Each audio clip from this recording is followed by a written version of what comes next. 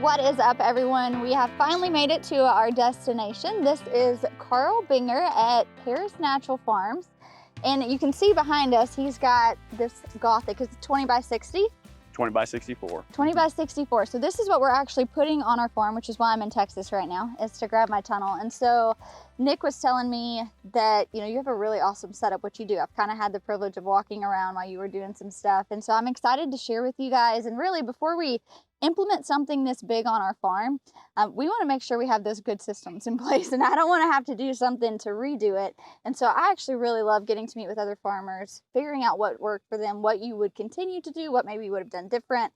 And so I'm excited to kind of pick your brain about this and see how you're maxing out your space in hopes that I can be super efficient when I take this back to my Wonderful. farm. Well, it's great to be part of your story here and see what we can do to answer some questions. Yeah, absolutely. So if you don't mind kind of giving my audience an idea of like who you are, what you guys do here, and then you've been growing in this particular tunnel for over a year. We're really wanting to implement the year-round growing, which is specifically why we're, structuring our tunnel the way we're going to. So maybe just give them an idea of how it has been going for you and really just what you do. Okay.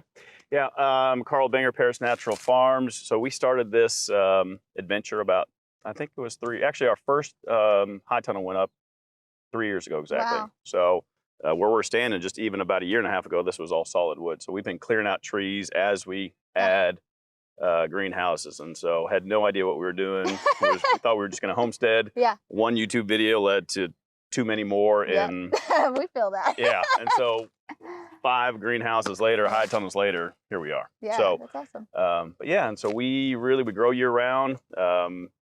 We do things on a no-till or low-till, so we'll till once, and then we do kind of a in-ground permanent beds that will shape at a 30-inch with the 16 to 18-inch walkways in between, so we can grow year-round and do some intensive practices. Yeah. All right, so now that we're in your tunnel, it's beautiful. Thanks. You are growing so much. We're in February, and I'm thinking, my tunnels are pretty empty right now as we're kind of preparing for this new one. So can you kind of run us through what you have in here? Sure. And really kind of what because this is your winter production, right? That's right. So yeah, kind of lay that out on what it looks like. I see lots of greens, some root crops, yeah? Yep, definitely. So we rotate our crops. So right now, this is winter, as you said. Here, at least in Texas, we get, 3 weeks of winter. So, and we just had, hopefully, our last week of winter last week. So, but right now we've got some Salanova lettuces, and then we've got some romaines, 2 different types of romaines, some, some beets, bok choy. This is all carrots in here, and then some more Salanova crisps lettuce. Lettuces are just something that's one of our main crops that we grow, and some radishes and all kinds of herbs and spinach. But what we'll do now, we probably won't plant in here again. So once this crop's out, we'll put this into peppers and cucumbers. Okay. So that's what this is going to be used for. We have the overhead watering system that's buttoned up to our trellising system. This is what we'll use to germinate all of our direct sowing. Okay. So all of this, most of this actually was direct sowed, except for some of the lettuces, and so that overhead though in here is just great. And plus, you don't do any drip. We don't not for the lettuce. Winter crops. The cool crops, I guess we consider the cool season.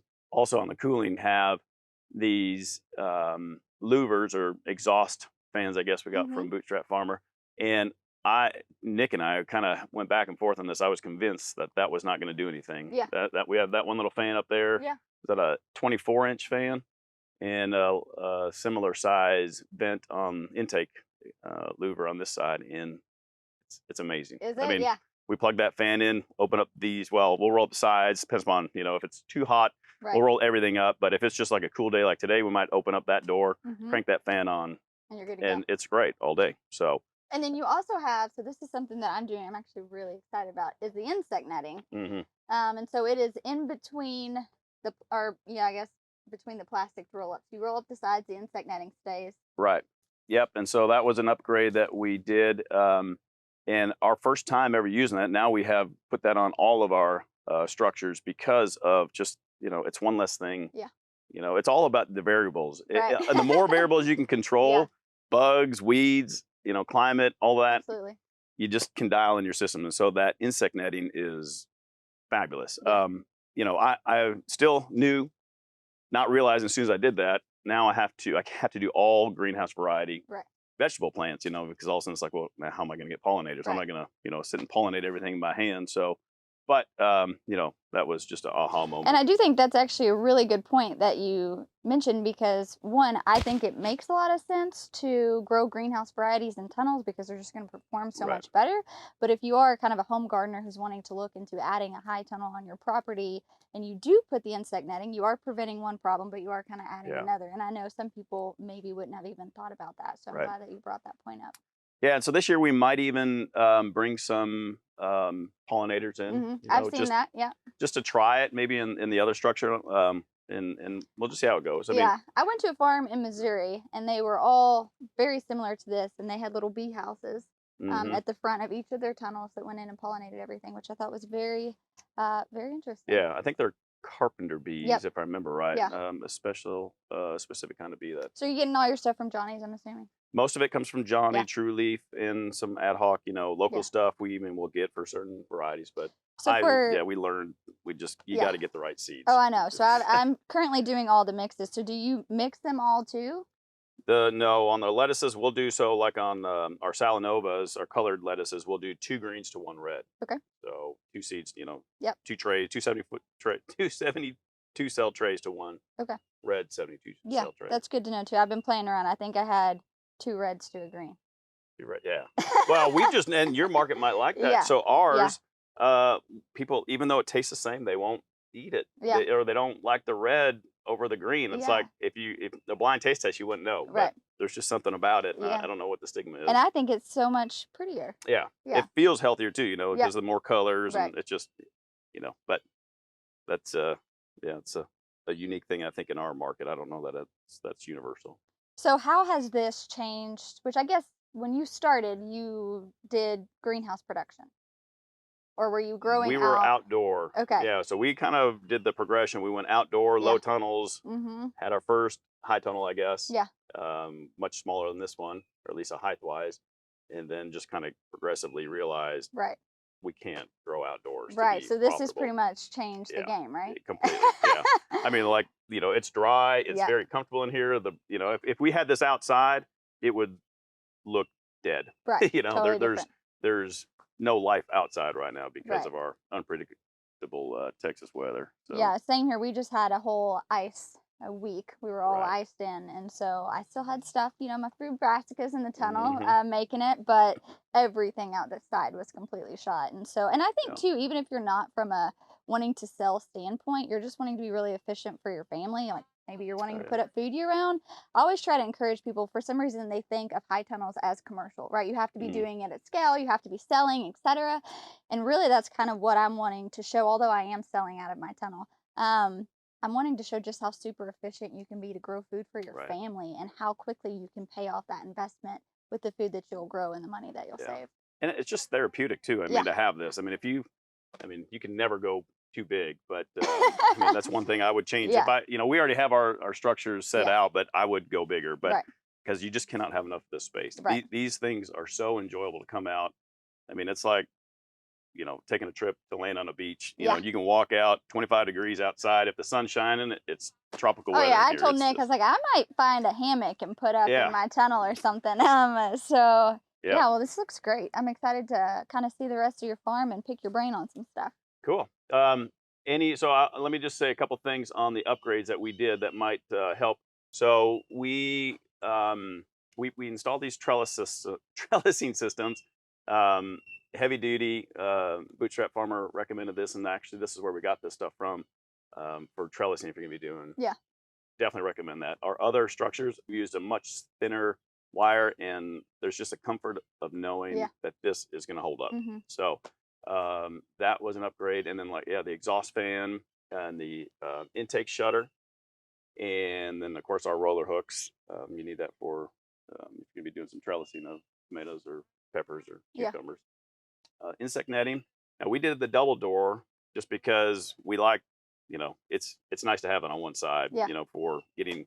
Yeah. Even though we don't till necessarily, it's still bringing in wagons, wheelbarrows, trying to, Oh, I get know. that through. I can't fit anything in my existing one, so we knew we were gonna do the double Yeah. doors just for clean out too. Like Mm. at the end of the season, it'll be nice to It is. be able to get something in here. All right, so you've mentioned weather in Texas is kind of crazy. I'm assuming similar to Arkansas, we have to deal with tornadoes and stuff like Yeah. that. So how has this held up with just the different elements that you guys have faced here? It's a good question. I was really scared, or maybe concerned, in a better way, when Nick sent me a picture of how tall this thing is going to be, Yeah, and so I think that's 16 feet up there, 15 or 16 feet at the peak, and and so I was concerned that because we get a lot of winds here. I yeah. mean, we're coming from we got the wind coming from the coast and then over Mhm. the Rockies, and it just meets right here and it Yeah, pushes it up right. to y'all. But and it's held up. I mean, not even flinched. The first major windstorm I came out here, and it was all new metal, and you could hear it. So I'm Yeah, like, what's going to happen? But it yeah. was just kind of setting in, and it's taken a beating, and and no issues at all. Yeah, that's So awesome. That's good to know, yeah, knowing that these are some of the things we're going to be yeah, facing. yeah, definitely. We got the cross bracings, of course, and then truss supports, I guess you can call that. Yeah. So, but yeah, it's definitely held up, and I don't have any concerns with this thing taking more beating. Yeah, that's good to So know. yeah, and I don't know if do you get any snow up there? We get a lot of ice. Like I was telling Nick, Yeah, if we get snow, it's now in February. Like before the yeah, spring's actually coming, we'll get either a crazy snowstorm, or some ice. But I mean, nothing that's like to right. brag home about, you know? Okay. Yeah, and that's the nice thing about this is that it's got such a pitch on it that Right. ice and snow Hmm. will Oh yeah, we were shed really outside easy. with brooms hitting the Yeah, top of our tunnels, trying to get the ice to slide off. it's So always fun. Yeah, to yeah, do that until you poke it too many times, yeah, and yeah, then you're and in trouble. yeah, So one thing I'm real excited about, we implement year round, but I mean, obviously this is going to take it to another level. yeah, And so I'm always trying to think through how am I rotating these crops? What am I growing when, especially now that we're selling to a market, I'm having to know what to tell them that I can have. So what does your rotation look like growing year round in these and kind of your crop rotations? yeah, and we're still learning that, trying to make the transitions easier. Yeah. That's the most difficult time or difficult thing that we struggle with right now because you don't ever want a bed. We don't ever want a bed that's covered, protected like this to be without Right. cropping. Right. But at some point, you have to do that, Mm-hmm. and so it's easier in the summer, like towards because like last summer it was our first summer growing in here. We had the tomatoes and cucumbers. This whole thing was full of, and so we let them grow until the frost killed them. Okay. And as Yeah. soon as frost killed them, we already had our starts ready to go in here. Right. So we had our lettuces going, we had our everything ready to go in here. Yeah. But then um, then now like right now we're trying to plan for the to get the tomatoes back in here, but Mm-hmm. we don't have this structure heated, so we won't be putting anything in here till probably after April. Yeah. So now we're trying to figure that out. Okay, so do you think we have time to get another, shorter crop in here? Right. So like maybe radishes, Mm-hmm. because hopefully we can get those out in Yeah. 3 to 4 weeks, depending on weather and conditions and everything. So it's still a learning Yeah. process, but in general, that's the cycle. We want to get we don't want too many of the same crop, obviously, repeatedly growing in Right. the same beds, but for lettuces, like we can do that throughout the season. We might be able to do 3 lettuces from the time we take the tomatoes out to the time we're putting the peppers this year and cucumbers back in here. So, do So, you have a market? Like, are you selling to the farmers market this time of year? right, yeah, we grow year round or sell year round up at our farmers market, Okay, and so we so don't have year-round farmers uh, market. So that's interesting to me because that's kind of a thing. Is like, yeah, I could sell it at the farmers market during those peak seasons, but then in the right. winter, finding a new customer. So that's nice. I think that I mean you could probably if there's other people that could Mm-hmm. sell. Yeah. What we do is a mini market, and so Okay. it's from 11 to 1. Lets the morning kind of warm up on That's nice. Saturdays, Okay. and then there's only maybe half dozen to a dozen vendors out there. Whereas the summertime it's Yeah. packed and it's eight Right. to one, but Right. it still does well. I mean, and it's nice. It's 2 hours. We get in and out. We typically sell out. It's Is that uh, the only market you're selling to? we have a grocery store in Okay. town that we sell to, and then another one in Sulphur Springs Okay. that we don't sell to, but they allow us to put our So if produce you're there. doing wholesale and direct to consumer. Yeah, Yeah. it's really not wholesale. We just pay a space basically to Okay. in their store, Okay. and then they sell it for That's us. A nice. consignment, produce Yeah. consignment store kind of. Okay. So That's actually yeah, really nice. and then a coffee shop. So we have three of those kind of stores, setups, consignment produce or produce on consignment, I guess. I don't know what you want to call it, Yeah. but On up. yeah. Yeah. And then we have some restaurants that we sell to, and So you've diversified your income for sure. right. Yeah, Mhm. that's nice. And it's That's just continuously grow. It's not, yeah. it hasn't been too fast, but it's Is been. there one you prefer over the other? We're still learning that. Like Yeah. we love the rush of the market. We love that our customers come to us every week. But at Yeah. the same time, it's like to have a Saturday when you don't have to get up Yeah. is, like what would that be like? I don't Right. know. But Yeah. so we really love the market. We love the restaurants because we get to go there and I can take the salad and make it and then bring it up to Kit and I'm blown away. It's like it's my own. It's everything of ours, but whatever he does, he puts Right. his love on it. Like I just love, Yeah. You see the end result of a product. Yeah. right. Yeah, that's So right. yeah. So I am curious if you have anything that you're growing under protection also growing outside. Yes. Good question, and that'll be a great comparison. So we have this. This is our uh well, it's our spring mix, but in the fall we call it fall mix. So it's the same Yeah. stuff, but just a little marketing trick or Yeah. trickery. So that is actually getting cropped out. Okay. But you maybe Nick can get a shot of that, and I'll show you the stuff outside. Carrots as well. I think we have some kale out there as well. So yeah, we can see how they compare. Yeah, so I do have a question too, kind of off topic, because I'm just thinking through how I'm planning out all of my stuff. I am planning on growing all of my carrots, beets, Mm. just massive, right? And then storing them in a cooler and pulling them out. Is that what you do? You just have certain times that you're growing these root crops in bulk and storing them? Ideally, but we just haven't been able to outgrow the demand. Okay. Meaning, this Wow. whole bed right here of carrots, when we crop that out, it'll be gone, and maybe this might take 2 weeks to sell, Wow. maybe. Okay. And That is, that's not even bringing it to the stores. That's yeah. just at the farmers market. Wow. They are in such Okay. high demand. So yes, that would be ideal, Yeah. especially carrots because they have and radishes and the beets as well. Like Yeah. the shelf life, Right. storage life rather is great on them. Yeah. Okay. Good. Okay, right here. So this Yeah. is some of the and you can see we even try protecting some of this stuff, but Right. this I don't know. We didn't probably get a shot in there, but this is the spinach bed that Wow. didn't fare well Yeah. over the same amount of time. So this was all planted essentially maybe 2 weeks before that stuff was because Yeah. every 2 weeks we're trying to plant. At least in the fall, we're getting our spinaches in, carrots, lettuces, radishes. Um, anyways, just the our main staples that we try to Right. direct sow every 2 weeks. So, but yeah, you can see that this just did not fare well. And In so what's what's the pest pressure and the weed pressure versus outdoor growing and in your tunnel for you? yeah, so in this time of year, obviously it's a lot easier. Yeah. So on one hand, outside it's great. You don't have the pest pressure, but Right. there's not a good climate for this stuff to grow in Mhm. right now. So that's a trade-off. But in the greenhouses now, you got the ideal climate Right. and the pest. Now we leave the doors open, and Yeah. everybody else wants to come on in and Right. enjoy the tropical weather. Yeah. So we do get occasional. Like right now, we're dealing with aphids in one of our tunnels, and so. But it's more manageable because you're in there. It's comfortable to be in there. Like if you're Yeah. outside in the wintertime Right. and you're trying to deal with aphids, like you don't even want to be out here, first Right. of all. And so it's a lot easier and you're more intimate with your plants in the structures Yeah. because you're there, it's permanent, it's it's Yeah. like your office space. All right, so we have moved into your pack and wash shed. And this is really fascinating to me because I am in the process of grabbing inspiration really and figuring out it's less about inspiration, more about like what do I need? I don't want to spend the money and put up something, lay the concrete, all the things, and then be missing something. So Right.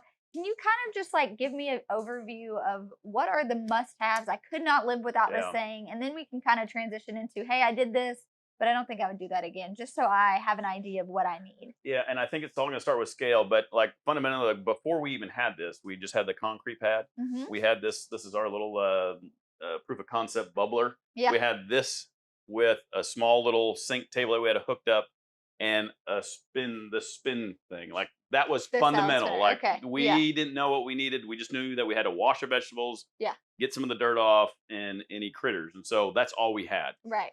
But then it turns into, okay, well, how are you going to dry it? So then it was like, well, now we need a place to. So we brought our produce in the house. We had it sitting underneath the ceiling fans Oh, on the gosh. table on towels, right? And Mhm. so you start, what are the needs, and then you figure out can we do this commercially, if you Right. will.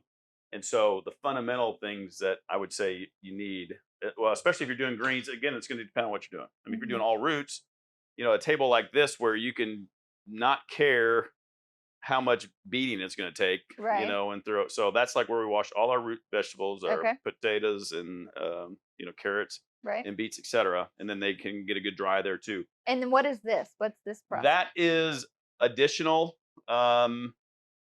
Same thing, really, but this was an accident that actually turned into a utility now. So that we use for sifting dirt, that top piece, and also just for continue to dry and clean stuff. So Okay. but yep, just an extension of that. So, but for greens and things, greens, stuff that needs to get washed, bubbled, this is essential. Mhm. May not have to be this big. Like again, this is just a temporary. This is the temporary setup we have. We're using a shop vac. Yeah. Plugged in backwards.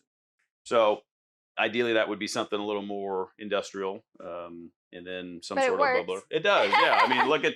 I mean, this is Yeah. still really makeshift right now, but Yeah. it'll get there. I just need, as my buddies and I, we always joke, so we just need a couple more days. Yeah. So, Yeah. but once this gets set up, this will be stationary and it'll be plumbed up, and there'll be a pump of sort that we can just turn on. So a bubbler is very important. Yeah. Like Okay. I would not do away with this. And then some sort of spinner. These things work great.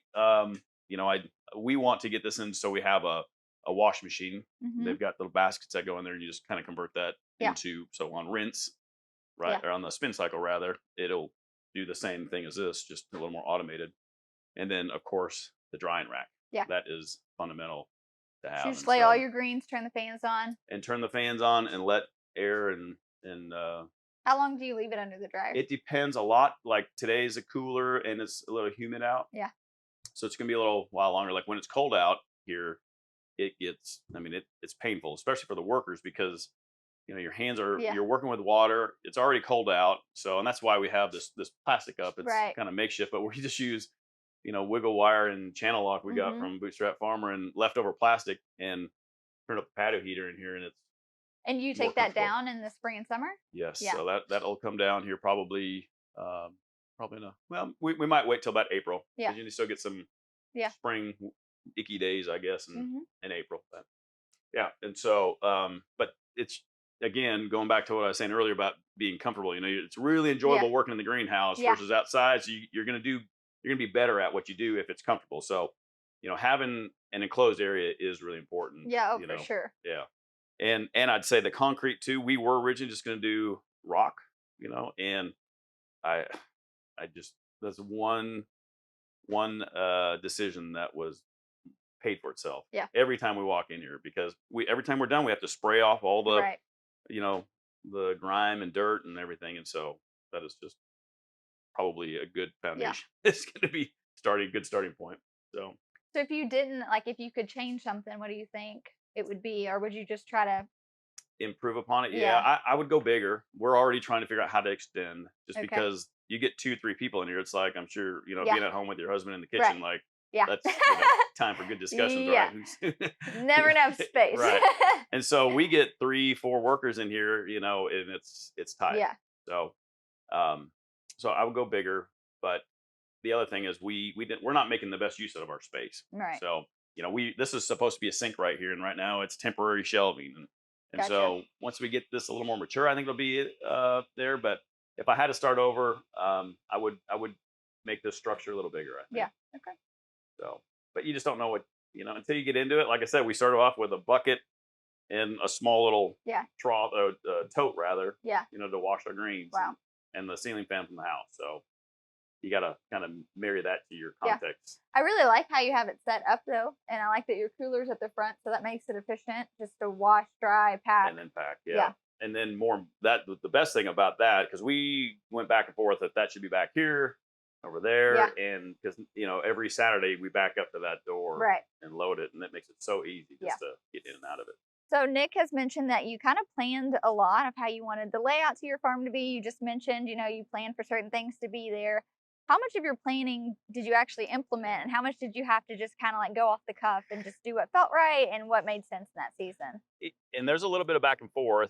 I mean, necessity is the motherhood of all inventions.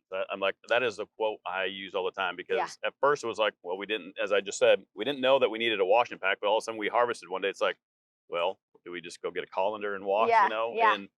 And so, it starts off, germinates with an idea, Mm-hmm. pun intended there, I guess. But, and then from there, you start making these plans, some videos, and all of a sudden it's like, wow, because you have to bridge the gap from what do you need versus, like bare minimums Right. and a starting point Right. versus what is the Cadillac solution of that. And so Right.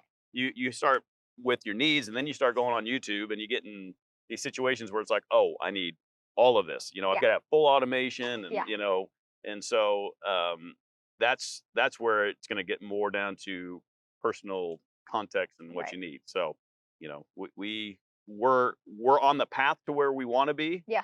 So we got that plan. We started with what do we need, and we've got that plan. Gradually improved. Right. Yeah. And I'm very agile. It's just my technology background and the work field I've been in has really ingrained that just do what you need. Don't, if you wait to boil the ocean, you're never going to get anywhere. You just got to take some of that, start working with it, and get a proof of concept out and keep building on and improving. That makes sense. And then instead of like spending thousands of dollars on something and then having to go back and backtrack, you're like, start bare minimum, and then, all right, I do want to invest more money here. Concrete's a necessity, but maybe the fanciest racks by those years. Yeah. Yep. And this allows you just to continuously improve. Yeah. There's some things that I'll go back and be like, if I would have done this from the beginning, it would have saved me X amount of time. But those are minimal, and I think the trade-off is far better to do at the and you really minimum don't viable know. product first. It's like I'm a planner. Yeah. I have a spreadsheet for everything. But what I'm learning is like the only way I'm going to know how to build a pack and wash shed is to come to different farms and talk to farmers and be like, what are you doing? What do you like? And pretty much what everyone has told me is concrete. Mm-hmm. That a bubbler is essential and a place to dry it. And so knowing, all right, well, these are the main things we need to focus on. And then all the other nitty gritties that come and would make it easier, more efficient, we can add later. But you got to build the floor. You got to have a structure. You do. And so that's been nice to just kind of keep hearing that. It's like, all right, start with the basics, then we can add all the bells and whistles later. Yep. Make it nice and comfortable as you go. Yeah. So. Well, thank you so much for letting me come out to your farm. It's beautiful, and it's really encouraging to me because you're just a few hours from where I am. Mm-hmm. And so to see how you're doing things, how you're growing right now as I'm transitioning, really spring, we're going to start taking off and be growing year-round very, very efficiently in our tunnels. So it's kind of cool to see what you have going on and just kind of your succession and rotations. Going to take it back home and start jotting down some ideas, but I appreciate your time today. Thanks for coming out. Yeah. And looking forward to hearing your story and seeing your journey. Absolutely. Thank you.